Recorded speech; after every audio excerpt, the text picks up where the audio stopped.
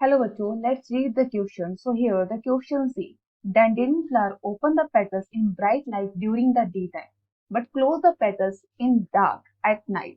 This response of dandelion flower to light is good. तो यहाँ पर जो बात हो रही है वो बात किसके लिए हो रही है? वो बात हो रही है डैंडेलियन फ्लावर के लिए। ये जो डैंडेलियन फ्लावर है ये क्या करता है, जैसे ही लाइट आती है तो लाइट के रिस्पॉन्स में ये क्या हो जाता है, ओपन हो जाता है। तो लाइट की प्रेजेंस में इसके पेटल्स कैसे हो जाते हैं, ओपन हो जाते हैं। लेकिन जैसे ही क्या होता है, नाइट होती है यानी कि डार्क होता है, तो नाइट या डार्क की प्रेजेंस में इसके जो पेटल्स है वो कैसे हो जाते हैं, क्लोज पेटल्स हो जाते हैं, यानी कि पेटल्स बंद हो जाते हैं।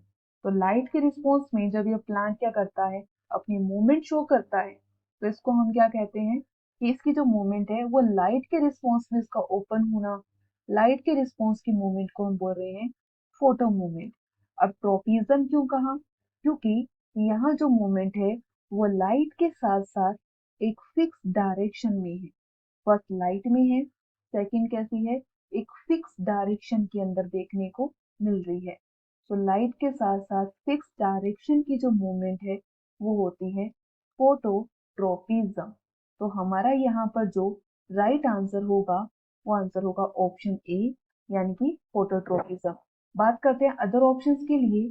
थिग्मो टच का है कीमोकेमिकल, फोटोनेस्टी जब लाइट के रिस्पॉन्स में तो हो लेकिन जब डायरेक्शन फिक्स ना हो तब होता है फोटोनेस्टी।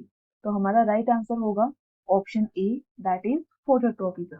So I hope you understood it well. Best of luck. Thank you.